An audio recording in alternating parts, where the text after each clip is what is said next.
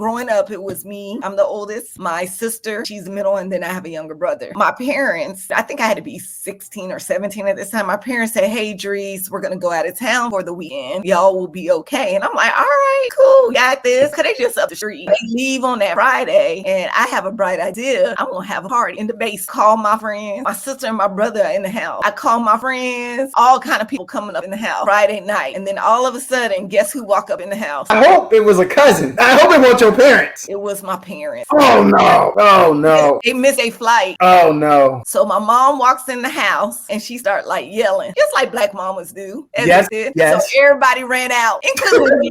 Where are you going to go? Driece, where are you going to go? No, that wasn't important at that time.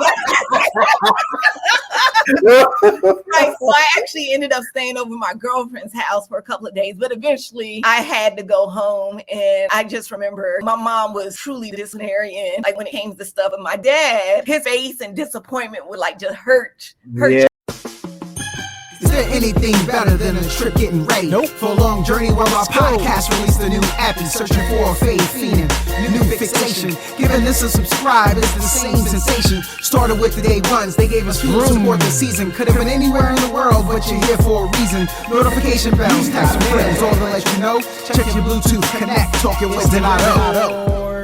Welcome in, everyone. Episode 158. It seems like I know you. With our guest, Audricia McKinney. We talking to Driece. We going to get into this.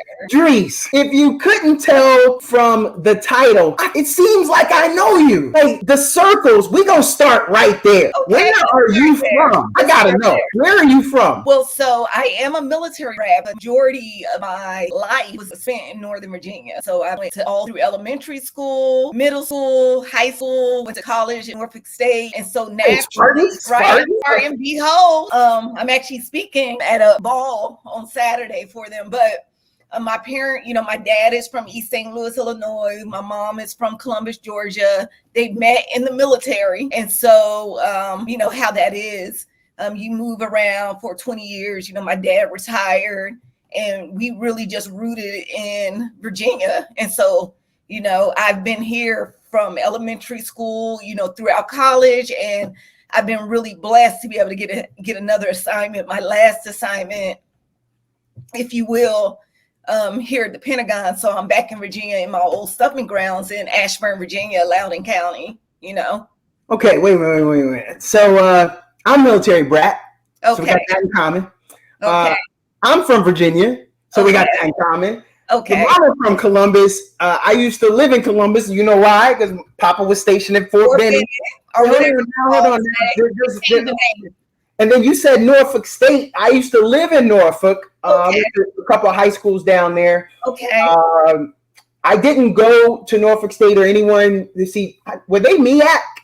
Yes. At the time, they're MEAC, but now they're CIAA. Okay. CIAA while I was there. I actually remember because we had to change up the housing. There were schools with them. So Division I.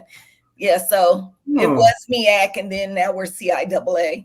So that's why. Well, then that feeling did not betray me. There's too much there. I knew there was some kinship in there somewhere. Absolutely, without a doubt. I feel better now because I was for a while there. I was like, man, I wonder if I knew her. Was you guys? That's great. That's great. This. I mean, you're new. You got the crimson and cream. I love the crimson and cream too. All right. Yeah. Well, I didn't. I'm surprised. I don't know if maybe you saw my brick in the back. I know I got the cane back there somewhere. You got Kappa on your shirt. Yeah, I am rocking the Kappa shirt. I saw the brick, but then I noticed the crimson and cream too. Yeah, I did. I was like, okay. Ooh, I did. Oh, wait a minute. Okay, you know what? This is gonna be a good one. This is gonna be a good one. Shout out 1913. 1913. I just had some deltas on the radio show. Okay. So this episode 158. Go back to 155. It's the Austin alumni chapter. I was in that chapter. Oh, okay. Well, thank you for a hot minute. No, thank you for staying financial and being participatory, because I started that radio show by thanking those ladies. Yeah.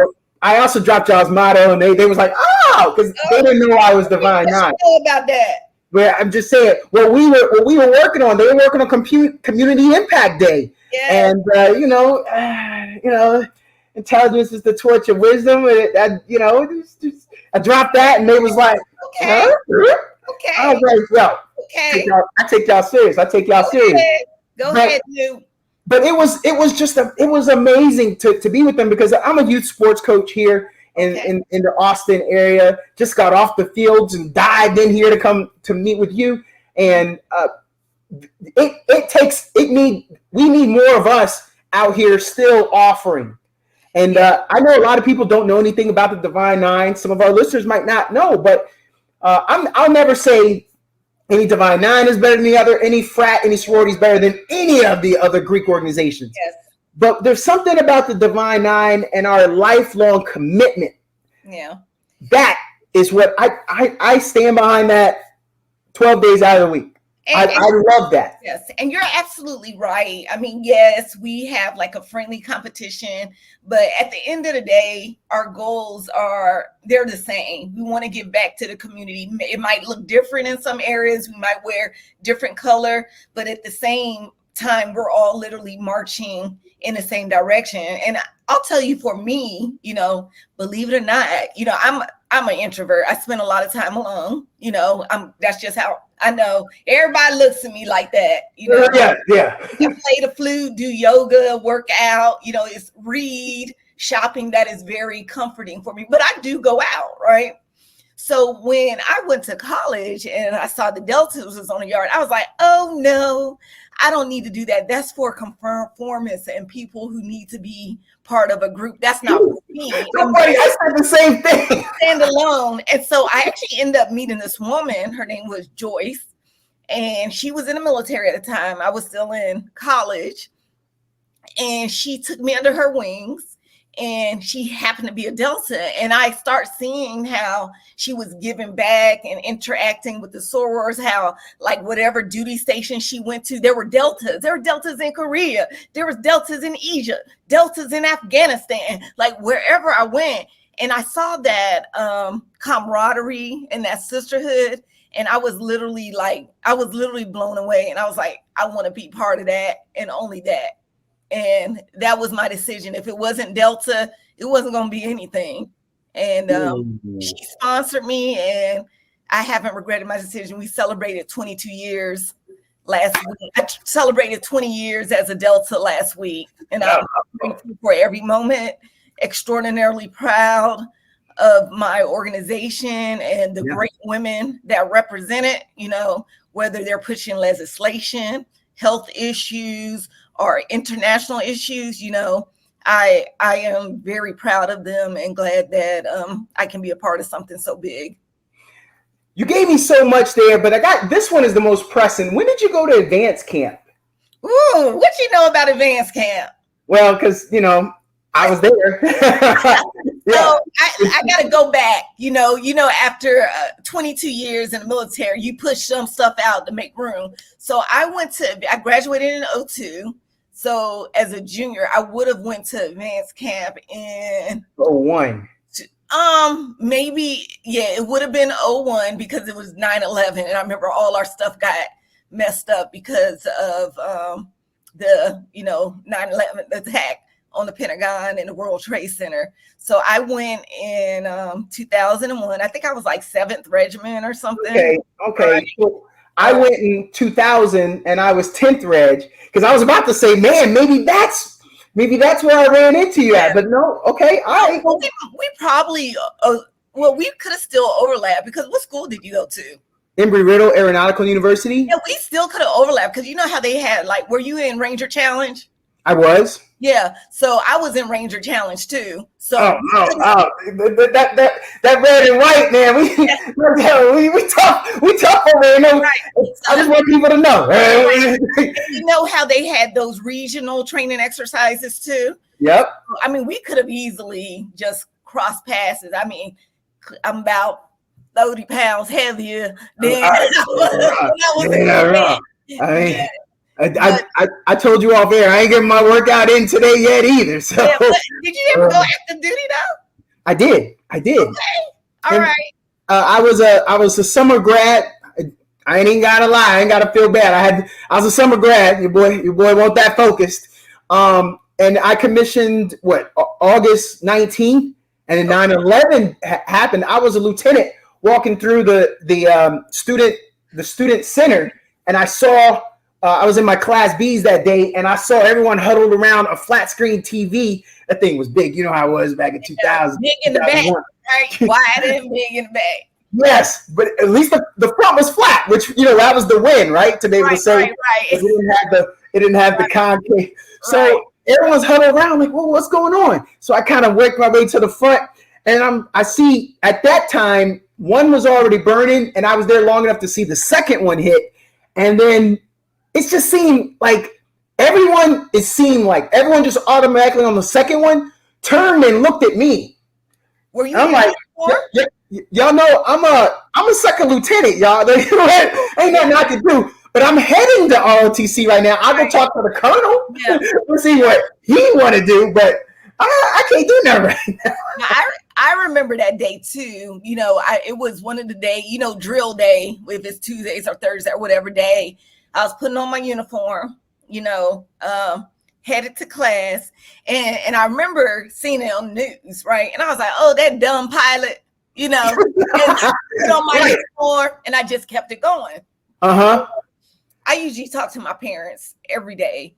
I remember, I called my mom. I couldn't get in contact with her, because my parents lived in Northern Virginia at the time, right? And then, I start seeing glimpses of the news, how it attacked the Pentagon. And I remember going to class, and my PMS was Lieutenant Colonel Antoine Cheatham, right? And when you walk through the halls of Norfolk State, like when you walk through the halls of the Norfolk State Army ROTC building, as you're walking to the class, the first thing you see a memorial of all the former NSU cadets who passed away in Vietnam, And so that day I vividly remember that, walking to class, because I didn't clearly grasp what was happening. Yeah. And so we sit down in class, and I remember Colonel Cheatham was like, I know everybody heard the news. And he said, I'm telling you guys right now, every single one of y'all is going to probably go to war to support this, And he, had actually went to Desert Storm. But he said, this is, he pretty much said that everyone in this room is probably, you need to just get that in your head right now. And that was actually during a time where in the ROTC program, everybody was active duty. And so that year, everybody either became chemical corps or engineer. I was chemical. I started out as chemical initially. Oh, so then I can go ahead and I can start with these you ain't that smart jokes. Save them for later. I'll save them. Hey, it don't matter now or later. Okay, I have my flak vest on. Yeah. Hey, I'm gonna tell you this though. Of the people that I met that were chemical corps, I never met a chemical officer that complained. I mean, they didn't I met plenty of infantry people that switched, came over because I branched ordnance, my first choice. And I know plenty of people that come over, they go to finance and they're like, oh, we used to rup too much or we used to do too much. But I've never met a chemical officer that later was like, man, that sucked. I don't know if you just embraced the suck or maybe they just didn't want to put it out. But I was green to gold. Okay. And I remember when I was enlisted, one time I was on staff duty up at battalion, and there was a lieutenant who was a chemical officer, and we used to play chess all during our shift. Okay. And he represented it right. He was, he was young in the job, but I would have picked chemical because he was chemical and he was a cool dude. I would have picked it. But it's always nice to make jokes about chemical. Well, I was chemical. I was branch detail chemical from quartermaster. So I was only chemical for about a year or so. And then I transitioned over to quartermaster. And then after I came back from my first deployment, I transitioned to public affairs. But I would say definitely chemical. I'm going to tell you, I've been to a lot of training, but that course is not for the weak-hearted. That was a hard course. because there was a lot of biology, math, science. Yes. What? Oh, thank. Let me tell you, you would be surprised. So, trying to calculate, how far the chemicals travel from ground zero. No. I'm so glad I went to ordnance. I struggle at ordnance. Right, yeah. But it was a great experience. And I'll tell you, a lot of those chemical officers are sea burning now. They call it sea burn, not chemical. I mean, they go on to do great things, Yeah.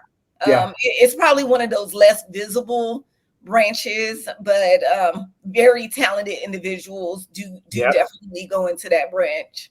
Yeah. And you know what? You just gave me even more respect. I mean, just like we were talking about fraternity sororities, it's stupid to say what branch is better than the other. It's stupid. It's fun. We do it. Look, for those listeners who don't know, who didn't service, y'all already got it. She's a veteran. I'm a veteran. It's sophomoric, but it's what we do. We're America's best. Y'all know we are. Yep. You should have served. If you didn't want us to get the big head, y'all should have served. You didn't, so now y'all got to deal with us. These are the people y'all let go represent y'all. But I will say, I have nothing but respect even more now because, so here was the thing. I always heard the hardest was engineer, and a lot of people used to flunk out of engineer, and then they have to go to another. I know a couple of friends that flunked out of field artillery. No. Yeah, just because, there's more math in that than what people, anticipate. So I get it. So absolutely. Those are rigorous courses for sure. Engineer. I actually had a couple of friends that were recycled, out of field artillery. I mean, it's, that's not for the weak-hearted either. No. Good friend of mine, recycled from engineer, went finance. Yeah. Oh, my peer, he was recycled from field artillery, went finance, which is crazy because finance was my first choice. I was a finance major. Oh, and still didn't get it.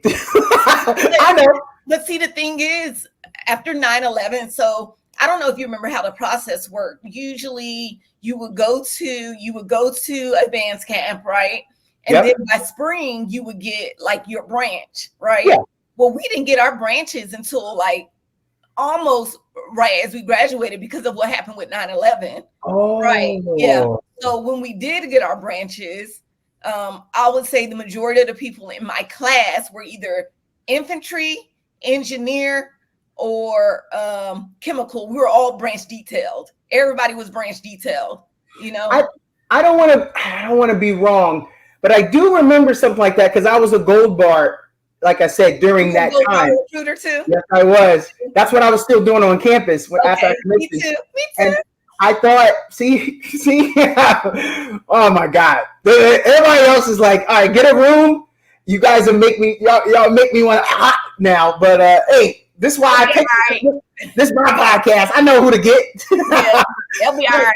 I think I don't want to say the person, but was it proponency? I think that person was one of the ones who died in that Pentagon attack. I think, if I remember correctly, that's why it got delayed. Well, actually, I work at the Pentagon, and my section is responsible for the tours. So every once in a while, I'm asked to join the tours. I did the tour once. Oh yeah. So on the tour, when you ask about it, the Army accessions area is the area that actually got hit. Not necessarily, even though people did die, but that office did get hit. So a lot of the records were gone. Wow. So that definitely did affect it. I thought I had heard that. Yeah, you're on the definitely on the right track with that. Oh my God.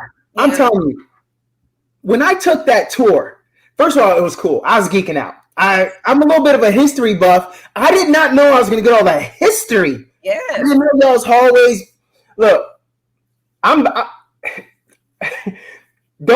let me end up at the Pentagon again for anything that they need something from me, because I'm gonna be wandering the halls. Like, I want to read every little placard.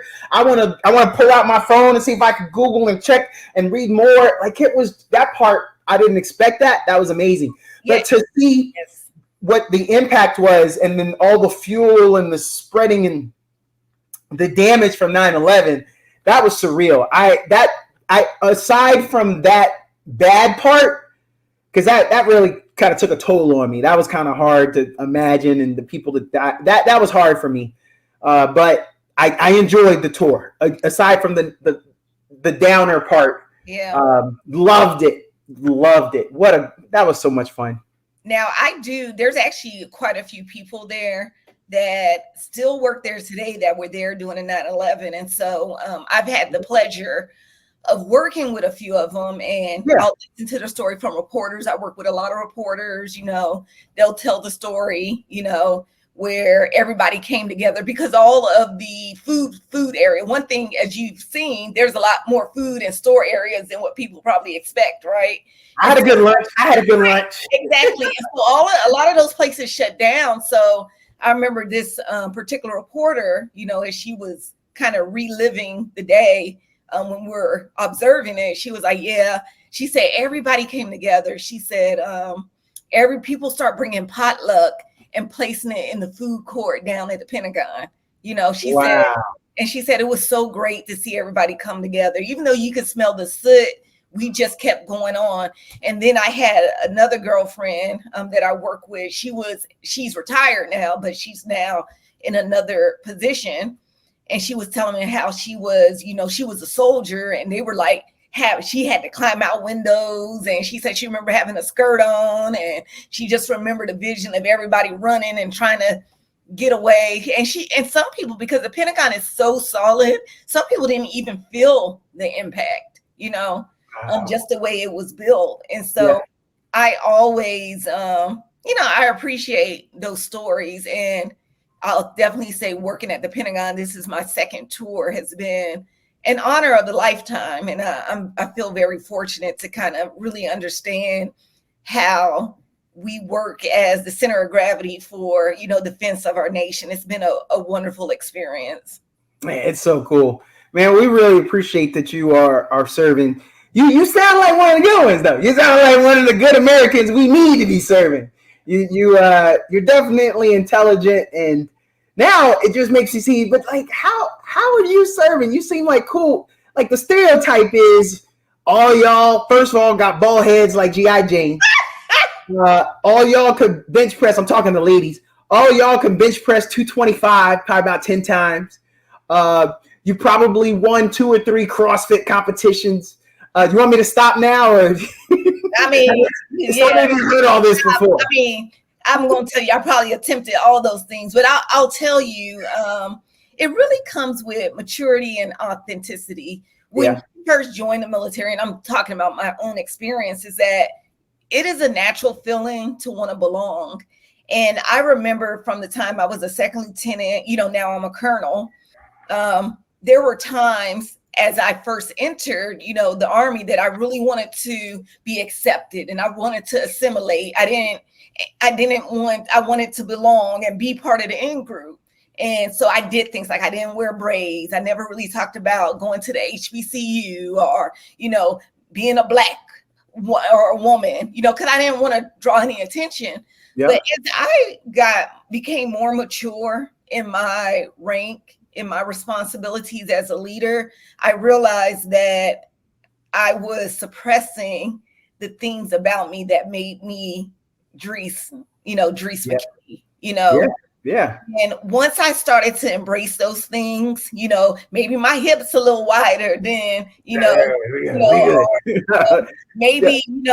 maybe I do need to wear braids because it's hard to keep up, my natural hair or the perm in between deployments. Maybe I do need to, talk about my sorority because that's an outlet and I love to do it. It's part of my joy, And so once I started embracing those things that were unique about me, my career took off. It's really hard to explain, but I became more comfortable. I didn't feel as constrained. I felt more focused. I had more energy to commit to the things that really mattered. And I really just had to stop caring about what people think or whether or not my blackness or femininity, made people comfortable. Because yes, I was that chick with the fade and I didn't wear any makeup, and I mean, no, you don't have to wear makeup, but the point was that I was trying. No, I'm just laughing. I'm just laughing. I had it all shaved off, but the point was, you remember how back in the day the girls have a short cut and they'll take the gel and slick it all back.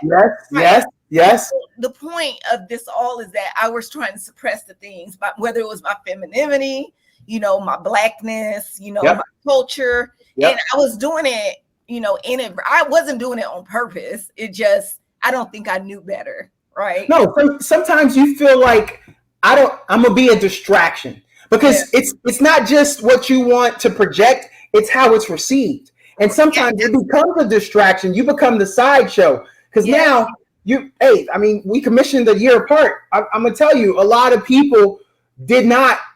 A lot of my peers, a lot of our peers, they didn't know nobody during undergrad that was Divine Nine. So now you get all the questions and they want to know. Right. They want to say, "Oh, so can you step?" And then like, "How long you guys practice that?" And then show me how you twirl your cane again. And that's so cool. And then that sometimes you're like, "Okay, yeah, got it." But we doing this all the time now. It's always this. Yeah. I also want to just ask you about one other thing. There was a point. It wasn't until I was a captain, but I ended up at Fort Bragg. When I got to Fort Bragg, I was part of Fayetteville alumni in my chapter. Shout out to them Fayetteville Newts. But when we used to do a Divine Nine lunch, I can't remember. Let's just say it was every second Wednesday of the month. Okay. I remember when I first got there and they told me about that, and I walked into that chow hall. You thought I was at HBCU. I was like, did we run everybody out? The Omega's got a table. Delta's got a table. I see them Noops over there, probably the prettiest table in there. But and then we had the Sigmas. She said, well, hold on now. See, that's what we do. But that was so much fun. Now, after that, to include right now, I've worked at 5 different institutions of higher learning in ROTC. And every school I went to, I carried that.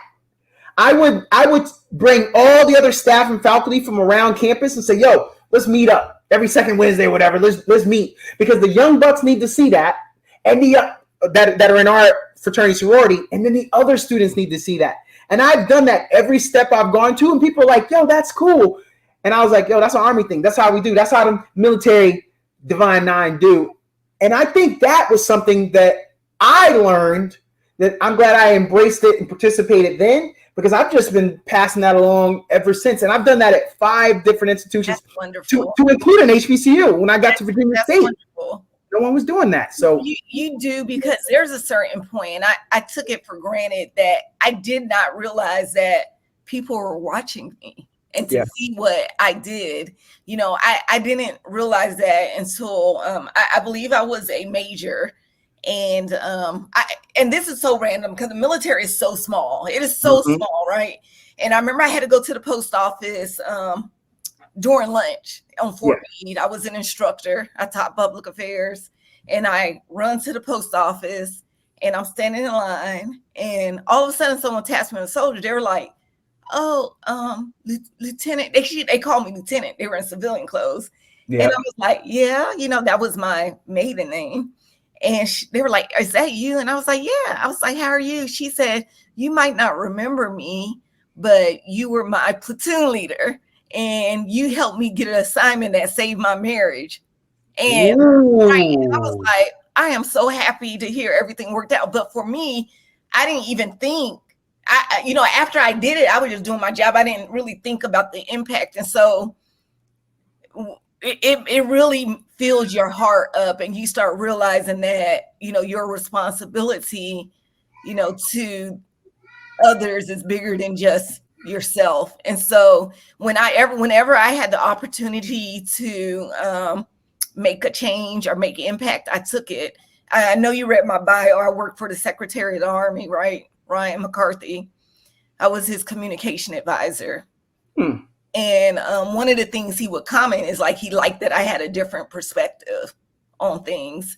So even if, we've talked about things, we've removed photos from promotion boards, We've done a lot of things. I've advocated for the things that I felt that were artificial barriers to good leaders like myself, because if people judged me the way that I understood I would be judged, I would never be here. I actually remember a 06 when I was a first lieutenant. He says to me, he said, "Oh, those fraternities and sororities are like cults." Or he said those. And so in my head, I was like, now I got to keep it, on the low that, I'm in a Delta, because I don't want him to use that against me, I get that. Or even with HBCUs, sometimes there was a stigma that the best officers didn't come from HBCU. So, don't get me started. But, as I've gotten older, I realized that, what? Intelligence looks like a lot of different things. And I'm willing to bring and present and add value based on the things that make me different. And I've really focused on that a lot. And I'm very happy I did. I've had a sense of purpose. I've been excited. Leaders have constantly requested, me to come work, because they know they're going to get the real, not just, the emperor doesn't have any clothes. Narrative. And even as I transition, I'm retiring next year. I feel good about that too. So. Wait. Where's although this is not a good time for Diddy. What about now? It's all messed up now. What are we gonna do now? What? Hold on now. You got a good one waiting in the wings, right? You got some proteges, you got some young bucks lined up. I absolutely do. And the advice I give everyone is because the military is you. I think it sounds like you got out. When did you get out? Your 4 years? No, I honorably served for 28 years and retired in 2023. Oh, well, congratulations on your retirement, brother. It's a good feeling. Feeling. So that feeling where people, so I even, I'm not going to say this, but there were opportunities that were afforded to me that I declined. And I had people guilt me and like, why are you doing that? That's a good opportunity. And I was kind of like, here's the thing, the juice isn't worth the squeeze. I said, I love the military. I said, but there's more. I said, I love to serve, and there's so many ways that I can serve in. But I said, my heart and my passion is telling me that I've come to an end of this chapter. And so I want to exit gracefully, and I don't want to be one of them people that be holding on. They're like, they need to retire. It's, what, it's funny. I finished up in the National Guard, and I'd probably still be serving. The body hasn't necessarily failed me yet. This right knee is on its last, but it's looking bad. But what came to the point, I always said, once you're a dinosaur, if you're always the person, so well, back in my day, if you're always that person, it's time for you to go. That's what I always thought. But I was having fun. I still could have the young bucks around me, E1s, E2s, E3s, and it looks like they were really interested in talking with me. It just came a point where, I don't know if you've ever been in reserve forces, but my wife actually said, yo, it's time, man. Because what is happening is I started to have a weekend, when it was time for me to do my weekend duty, it was getting painful. Because I didn't want to. I just told you, my oldest had a double header soccer game today. I don't know why they got kids playing back-to-back soccer games. But anyway, I really desperately want to be there. And so missing out on that was actually painful for me. And so she's like, yo, it's time to go. Look, you already got your 20-year letter years ago. You good, brother. You've done a great job. It's time for you to go ahead and call it quit. Now, from parent to parent, so I have a 12-year-old. I am divorced. Now I've been divorced for a couple of years. That's their loss. You seem awesome. No, I'm sorry. We'll bash on. We'll do that another episode. We'll bash on another episode. Thank you. And so I had a very high-paced career, and so now things have slowed down. And I'm able to do things like drive my son to school in the morning and cook him snacks and dessert. And, I it's crazy because I would not have thought I would find so much joy in those things. And I really am. And that alone is really confirming my decision to transition, just so I can kind of have a more of a front seat of watching him turn into a young man, It's funny you say that now that you're at the end. I was a GS civilian a few times. And when I worked with the old heads that were, the old retired sergeant majors who's now a GS9, just maxing and relaxing. I don't need to be a 13. I'm good right here where I'm doing, getting my check. But young buck. And one thing they have always told me is their only regret is that they kept putting the job first and they missed a lot of that kid time with their own kids and relationships. And so a lot of them were talking me out of it. Once they found out I had my 20-year letter, a lot of them who knew me well enough were like, nah, bro, hey, you need to go and call it quits. Yeah. Your body's still good. And I understand where they're coming from because it's just like what you're saying, what I'm saying. Yes. So I'm very happy. This last year has been amazing. Yes. Dude, I still miss it, though. I mean, you're going to have them withdrawals, too. I'm wishing that on you. I don't know about that because there's no looking back. But, even when you talk about putting the Army first, the military first, I mean, it is an honor. But I will tell you as a veteran and as a Black woman, as a mom, as, once upon a time, a wife, as the eldest sibling, the list goes on. I just forgot about myself. And so as I started to go into this new chapter of my life, I did go to therapy. I was encouraged to go, and I'm very happy I did. But I'll tell you one thing. In those sessions, it really made me, I had to look into myself. And I remember the woman was phenomenal, and she was asking me like simple questions and I couldn't answer them. She was like, Driece, what do you like to do for fun? And I was like, and she said, you cannot say working out and traveling. It's something that you can do like every day. She said, one, you have to work out because that's part of your job and fitness in general. What do you like to do every day? And I was like as a hobby, as a break. And I was like, I had to think about it. I was like, nothing. She said, when's the last time you felt like happy and had a smile and laugh? And I was like, and she says, like, there's moments where those will come when you're traveling with your family. But she said, you have to be able to capture joy throughout the day. And I had to really think about what things brought me joy. And I had to learn to put time aside for that. Yeah. You don't do that.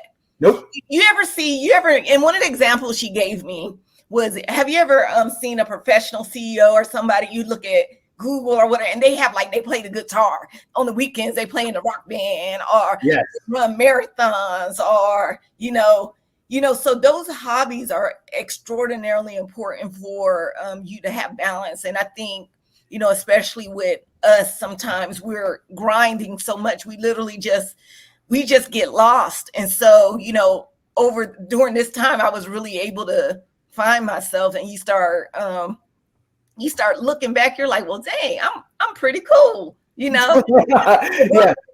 I've done some cool stuff. I like having fun. I got some good friends. My family is great. Let's take a knee.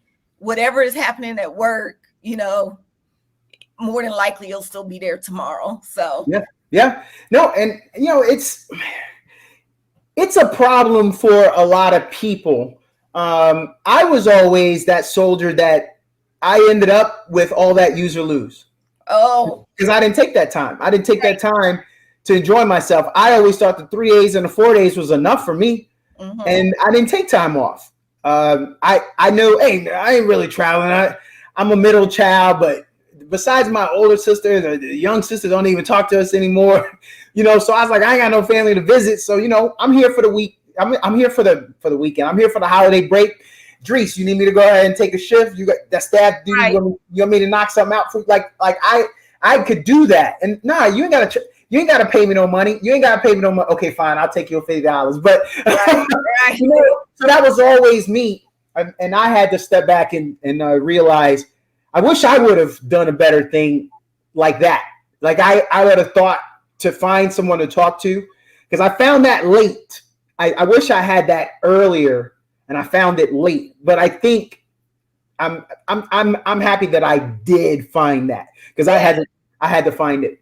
Yeah, because I mean, definitely, I encourage anyone. Sometimes you can't talk to your girlfriends or because they just they know you too well, and sometimes you just need that third party perspective, and that's definitely okay. And that's definitely okay. So it's not necessarily, a bad thing.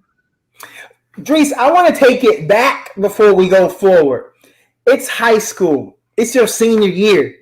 Maybe you was brown bagging it because old Colonel, I don't know what your dad's rate. He might have been listening, but the old Colonel was like, "Hey, we ain't paying for that. We in Northern Virginia. That food, that lunch stuff costs too much. You're gonna brown bag it." But let's say you got your tray, you coming out. What table was you sitting at senior year? Whew. Well, let me see. Senior year was a rough year. Oh, it was an interesting year. I got a couple of times. Like if I tell you some of the things I did, you would not believe that I was here today. So trying to fit in and maybe things that were outside my character. Matter of fact, one of the things that was the apex of my senior year was I threw a party. So my parents, so growing up, it was me. I'm the oldest. My sister, she's the middle, and then I have a younger brother, right?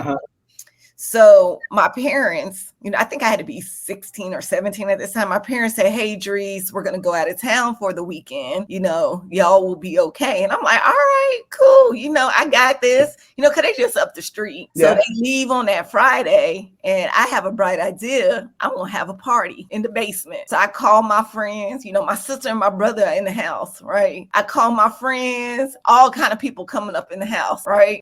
Friday night, right? And then all of a sudden, guess who walk up in the house? I hope it was a cousin. I hope it wasn't your parents. It was my parents. Oh no. Oh no. They missed their flight. Oh no. So my mom walks in the house and she start like yelling, just like black mamas do. Yes. So everybody ran out, including me. Where were you gonna go? Driece, where were you gonna go? No, that wasn't important at that time. Right, so I actually ended up staying over my girlfriend's house for a couple of days, but eventually I had to go home. And I just remember, like my mom, my mom was truly the disciplinarian, like when it came to stuff. And my dad, his face and disappointment would like just hurt your heart. Yeah. And so I remember walking in the door, and they were just so disappointed. They were like, "You put your sister and your brother at risk, and you had strangers." I remember my dad kept saying there was a cockroach in the basement. And I was like, "A cockroach? Why he getting mad about a cockroach?" Right. And years later, it dawned on me what that was. Right. This is how naive I was. I think that's how you hold it. I'm sorry. I don't know. Never indulged. I didn't know what he was talking about. And so just a disappointment, in my senior year. And I think this had to be, I'm going to say, maybe the fall of my senior year. Yeah.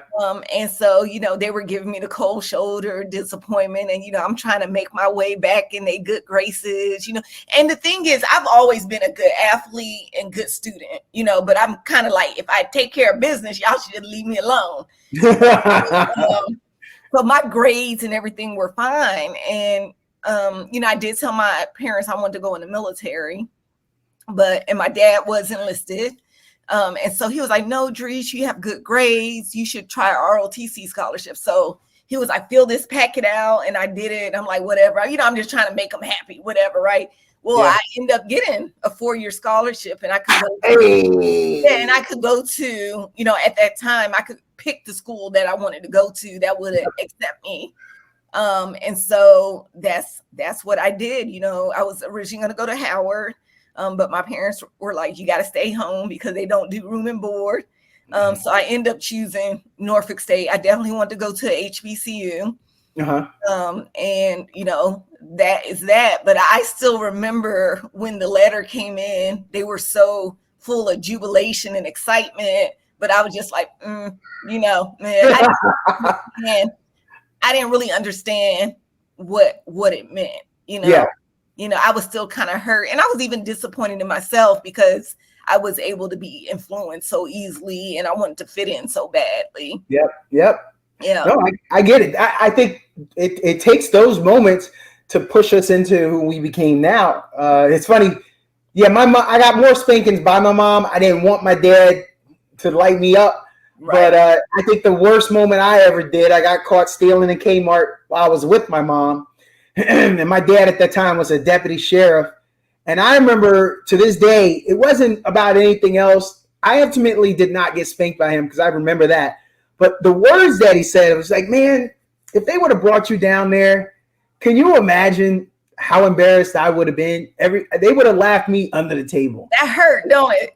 Yeah, because I could just see them literally under the table. Yeah. Because everyone's like, hey, hey, Washington, that's your son, right? That's your son right there. Like that's what hurt. Or even thinking about like something could have happened to my brother and sister, right? Yeah.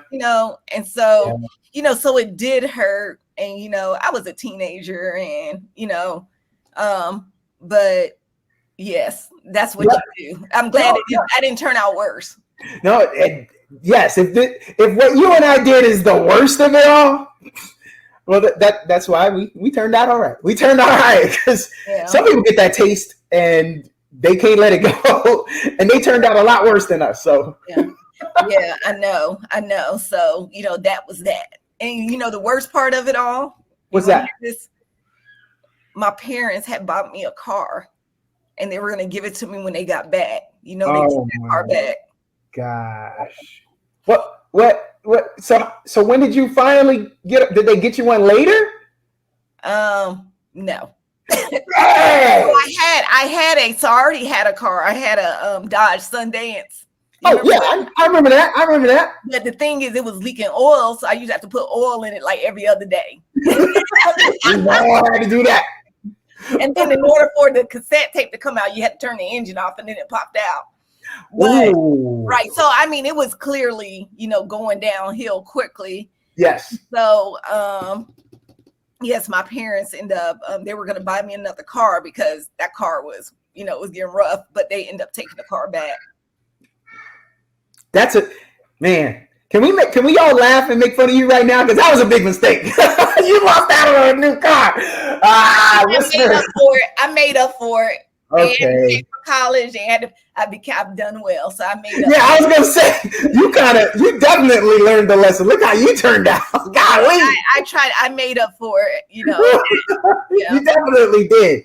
Wow, that's awesome. Okay, so you said you were a good athlete.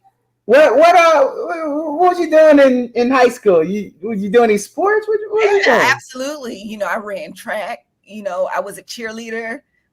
Those were my two sports, but I did step team stuff if that count. But I did run track. I was very good.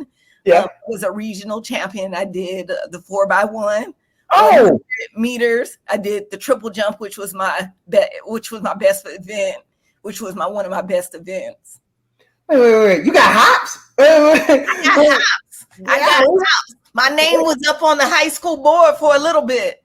Oh, wait, that's all that matters. That's all that matters. Hops. So the triple jump, it was my best event. So as a regional champ, you made it to states in Virginia. For those who don't know, y'all check the records. Don't make me drop names on y'all, but we got some athletes in VA. So if you can make it to states, you're doing your thing. Right. The highest I ever made it was regionals in track. Regionals in wrestling, all in Virginia, but no, I never made it to states. That would have been great. My event. I was first leg in the 4x1. You got them blocks quick. I was moving. No, ain't nothing wrong with that. That's cool. All right. So there came a point where you said, "I am going to college." You get to Norfolk State. What did you decide to major in when you got there? I cannot remember. I think I left it open at first because I wasn't sure. Yeah. What is it, like general studies? Can you do that? Yep. I started with general studies because I really wanted to understand. Now, the crazy thing is I have always told my parents my whole life I wanted to be a doctor. My whole life. Oh. My whole life, right. So I get to Norfolk State and I get an interest into finance, and so I actually end up majoring in finance. But I do ask myself, why didn't I do medical school? I think it just, my focus was in a weird place at that time in my I get it. Space. Yeah. No, at that time there were a lot of things that we all had to learn when it comes to. I was the first in my family to go to college, so I think that's another reason why I was kind of mediocre, because I didn't apply myself. I've never really applied myself when it comes to that. And well, my kids, they got to suffer for that now, because I'm making sure they apply themselves now. And I think that's what makes us all who we are. But I always like to say, you need people with 2.5s like mine. So those people with them straight A's and cum laude, all the magnas, it looks better. Because if we all cum laude, magna cum laude, it don't mean nothing, right? I mean, I do speak with my son all the time about education, right? And I differentiate, like when we're studying or we're going over his work, I am very deliberate about differentiation between academic effort and intelligence, and also somebody that just has a good memory. Because there's been times where my son has like questioned work, and he was like, but mom, that's not true, or why doesn't it work like this? And I said, well, Gabe, I said, you're absolutely right. I said, but here's how the world works. I said, you need to know what the answer is for the test, right? So you can progress. That don't mean that's the actual answer. You need to know. He was like, thanks, mom. And so we always have a conversation about that. I said, I want you, I'm telling you how to think. Some people are going to tell you what to think, right? I want you to question everything. Don't believe everything you read. Like, check it and explore and have experiences. And so, we have that conversation. And actually, and I said, be yourself. And so he actually just got accepted into the gifted program last week. Congrats, mama. Congrats, mama. And I think like a lot of times people differentiate the two. Like, who's to say that if you're good at math and science, you're intelligent? Who set that benchmark? Yeah. Aren't there other things, that you can learn that make you intelligent? Who has decided that that's the benchmark of intelligence, right? Yeah. And so, I mean, you look at people like Amanda Gordon, she's considered gifted, and she can tell you herself, I think, don't quote me, I might be wrong, I think she did say she was dyslexic, but she did have a talent with her words, Yeah, she was gifted with her words, Yeah, so, I mean, and those are the type of conversations I have with my son, about intelligence. It looks different. I like where you're going there. You're making me feel a little bit better about myself, because there are certain things that I am really good at that I don't even have to try at. And people are like, man, how you make that so easy? I wish I would have met you a little earlier, Driece, and I could have been able to explain it to him as well. I'm kind of gifted at this. That would have been the best way, because if you're just judging me off of the GPA. And here's the other thing. I always have perfect attendance. Like, I like going to class. I pay attention in class.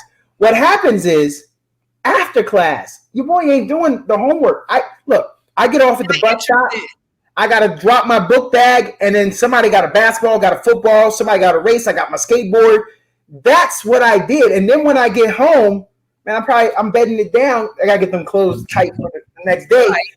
But that's how I did it. So now you get in class, and if you want to nickel and dime me, go and give me a pop quiz about last night's homework. Right. Well, then now you got me, because I didn't have the homework, and then I not doing well on the pop quiz because I didn't read last night, and that's how they get you. But that doesn't mean I was dumb. It just means I didn't apply myself. Academic effort versus being gifted. I mean, if you look at some of the most successful and brightest people, whether it's Albert Einstein, let's look, Bill Jobs, Amazon, Bezos. A lot of those folks didn't graduate from college. This is true. This is true. You're right about that. Yeah. And so, I really am very conscientious about, I try not to look at people's accolades as much as their sole source of credibility. I always try to look at a person's character and look at them holistically. Yeah. I worked for a leader, and she used to always say, we want leaders who know how to think, not what to think. And what she meant by that is that she didn't need someone to regurgitate, regulations and policies. And a lot of times you become very successful if you can memorize that stuff. You can pass the test. Yes. You can speak intelligently or about it by regurgitating. But are you really putting thought and curiosity behind the things you do? Yeah, no, that's spot on. I want to ask you a few last questions here. Man, that time has flown, but I love that. That means I had some fun, and I could tell our listeners are too. They made it this far. They tuned back in. They might have stopped when the house did some things, but they still with us. So sounds like in your time in the military, you've probably traveled the world. Where's a place that you want to go that you haven't been yet? I got you, Driece. You're a homegirl. You from VA? I'm going to just write you a check because I got that Jeff Bezos money. I'm going to just write you a check. Don't even worry about it. Don't worry about how much I'm giving you. Just know everything you want to do is about to happen. Girl, what you going to do? I would actually want to go to Fiji. And here's the reason why. So one of my assignments, I was in Egypt. I was director at a visitor center for the Multinational Force and Observers. It's a peacekeeping organization, similar to NATO, but not NATO. So in this organization, you had militaries from all across the world. You had Colombia and Uruguay. Fiji was there. You had Finland, Netherlands. One of my admins was Fijian. They really invited me into their culture of brotherhood and sisterhood and love. It was just absolutely amazing. And I went to that assignment, I want to say 2018 to 2016. I still keep in contact with those individuals, the Fijians today. They still send me notes. And I've even had a couple of emails by other service members who's had to go to Fiji, and they may have ran into my admin person. And they're like, hey, they told me to send you this email and this picture. So the love and the positivity and the brotherhood and all of it, it was just so beautiful to see how close they were. I remember when I was over in Egypt, there was a really bad hurricane in Fiji. And actually, I believe a few service members, Fijian Army members, had lost some families or lost their house. You could see their whole organization just like come together. They were praying and they were raising money and comforting them. It was very beautiful. You would think it would be normal human behavior, but I believe that sometimes we've lost that empathy and care and concern that people need to continue to go on. That is one place I would love to go visit. Wow. You talked me into it. Yeah, I used to daydream. Like sometimes I have these daydreams, and I was like, one day I'm going to be the U.S. ambassador to Fiji. I don't know how that's going to happen. But let's make that happen. It's just some of the things that you've already said could put you at the top of the list. Like I said, we're not looking at accolades. Like we talking about that when the rubber meets the road, the application of it, and you having an understanding of how they get down with the get down. Like you already understand the culture. Let's start there. That's what my first question was. You know what my very first question was to my admin? No, do what? They really make Fiji water over there? And the next day, he was like, yes, he actually brought me a case of water. Oh, hey, depending on where you deploy that, somebody bring you a case of water. I think you got to marry them because they make you feel very. Right. That's a thing. Good water. That's the good water. Oh, you ever spend time in Kuwait or Iraq? Yeah. Have you ever seen people have that run on the low sodium water? And you try to find, hey, there's a pallet over. You know what I'm talking about. You get that case. I struggled drinking Gatorade ever since then. Yeah. I struggle. Like every time I even smell it, I'm like warm Gatorade. Because you just want something different to drink. I can barely do it. It's hard for that to not be nostalgic for me. Yeah. No, I get that. I want to finish. I got a couple more. Here's one that I always like to ask. I believe in 6 degrees of separation. I want to know who's the most interesting person that you know, and what will you do to help me get them on this podcast? It's not somebody that's famous. I don't care if they're rich, unless that's what makes them interesting. But there's got to be somebody that you're like, man, that's the one right there. Like, if I get some free time, I would love to hang out. Like, who is that? And it allows us to learn something about you. I was going to say my sister, My sister. Tell me more. Huh? Tell me more. My sister is phenomenal. Everything she touched turns to gold. She's extraordinary. She's talented. Her kids are like so smart and doing great things. And my sister is she's amazing person. She's been doing pageants, plus size pageants, and she's a great speaker. And she's just one of those people that bring the energy. Like, you can't, it migrates to her. So I mean, when people meet us, a lot of times they can't believe we're even related half the time. I'm a square, apparently. What I don't understand is, I think you think you're an introvert. So then just help me out then. So do you consider yourself just an MVP? You just rise to the moment. You know that I need a certain thing on this pod. So right now you're just rising to the moment to match, because I feel like you're matching the energy. Look, I'm 158 episodes in here on season 1. I've come across some people that I've had to carry across the finish line. That is not you. Well, I will tell you, I'm not an introvert that doesn't want to talk or spend alone. I'm an introvert that values these intimate moments. Now, granted, this is going to go out to, a large audience, but it's just me and you talking, you know?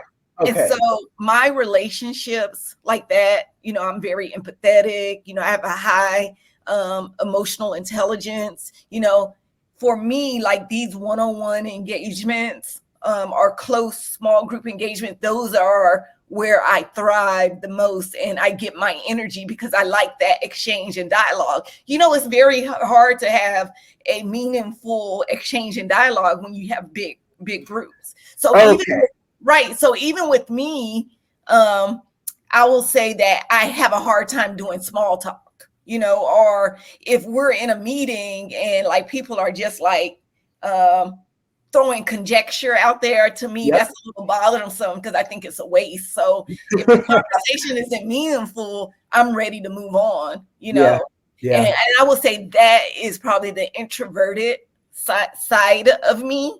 I'm not like a super, I have a small group of friends. I really value my relationships one-on-one. And even when I was an instructor, I think when I was an instructor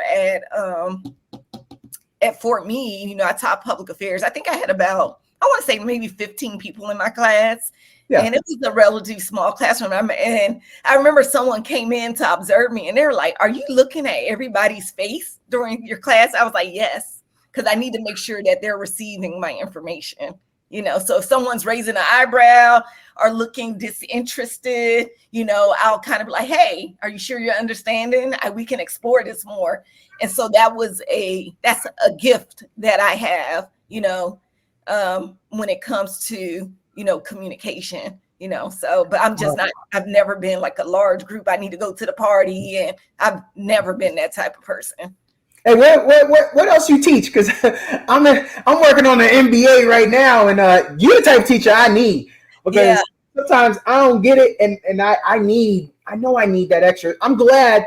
Like, a lot of people ask me, would I have gone to a different school? I got accepted to other schools, and I'm saying, nah, I went where I needed to go because I need that good teacher-student ratio. I need to be able to utilize office hours. I need that to make sure I get it. A lot of people need it. And, even I am I like to read. So I am a reading learner.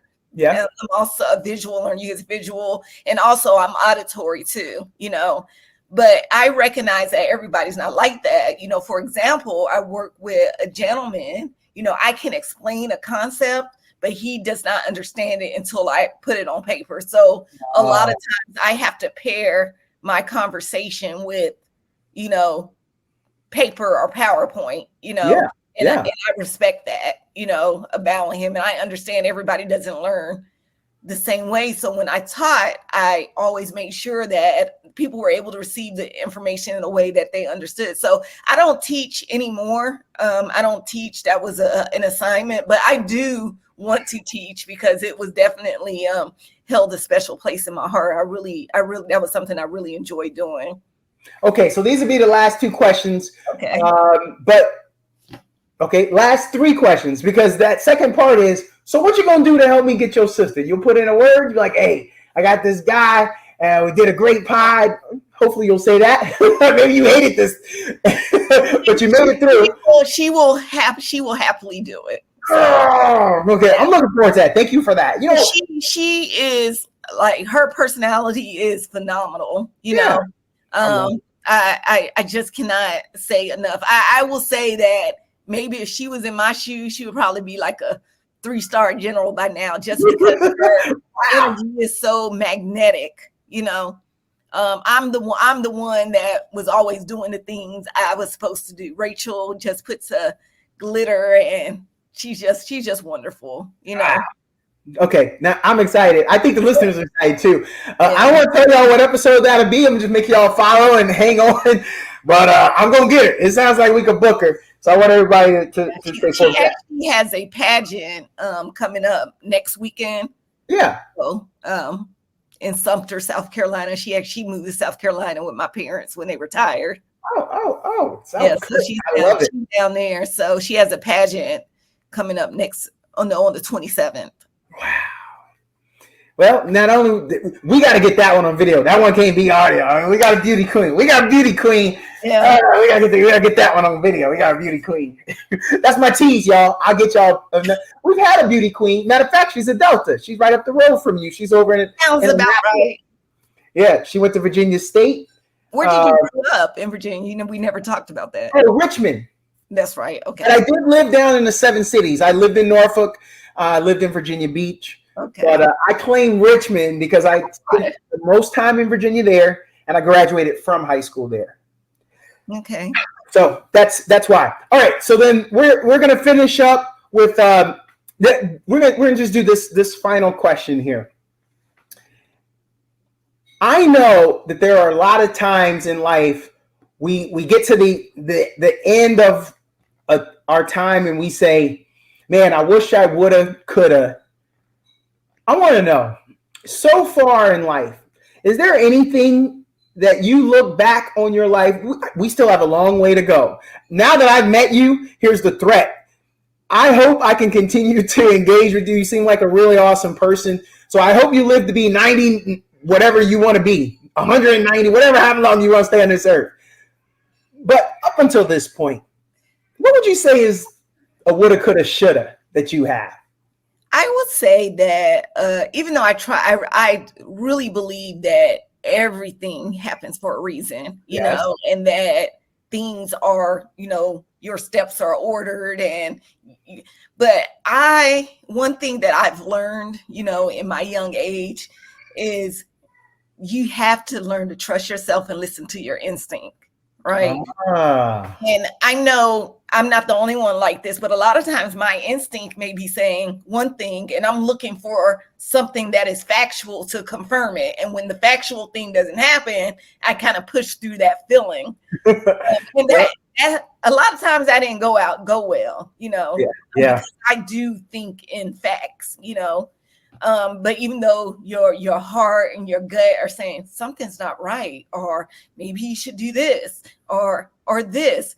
And so that is one thing that I will say to anybody, that you have to learn to trust yourself, that your instincts are there for a reason. Listen to yourself, don't doubt yourself. And the crazy thing is I listen to my instincts when it comes to other people. And when it comes to helping other people do a good job, but I couldn't take my own advice because it's like I didn't trust myself. I didn't want to believe the things that I was feeling. But as I've matured, I've started doing that more. And I definitely can say that my life has become more fulfilled. Ah, that's the perfect ending. Thank you very much, Driece. This was awesome. I enjoyed you. I got to bring you back. I do some things. I've already done a Fantastic Mom episode. I've done an episode on kind of the cost of being a woman. Did an episode with that. I think we need to do another series of that. But I've got a couple little choice items like that I would love to reach out to you and maybe do at a later date. Absolutely. I really enjoyed this session. You're a cool dude, and I appreciate your flexibility, but absolutely, any time I have an opportunity to share my experiences, I do believe learning sometimes it's better to learn from other people's experiences than your own mistakes. Sometimes you can prevent it. So I'm very happy to impart, any wisdom, that I've learned in my, young age. As I transition to a new chapter in my life, which I'm looking forward to. So, young bucks, if you listen, she's saying she will give you the backdoor knowledge. You ain't even got to go through it. She says she'll pass it along to you. So we gonna be able to pull from the OG triple fat OG. And Driece, this is the stuff that we all need, because I think if people are listening, those that are from a different generation, in our generation, or above our generation, it's all about walking in another person's shoes and just gaining that knowledge. There's experiential knowledge that's out there that others can pass along that they've amassed. So so thank you for that. Thank you, listeners. We're gonna drop some social media in the description here. If some people would like to follow you, Driece, how could they stay in contact if you've got a little social media network out there? Yeah, I'm Driece's _pieces on Instagram. So DRIECE_PIECES. Great. That's going to be fun for us. Follow. Let's blow her up. Let's do that. Pass this along to a friend. Thank you for listening, everyone. Driece, thank you for coming in today. All right. No, thank you. I really enjoyed it. Man, this is great. Have a great rest of the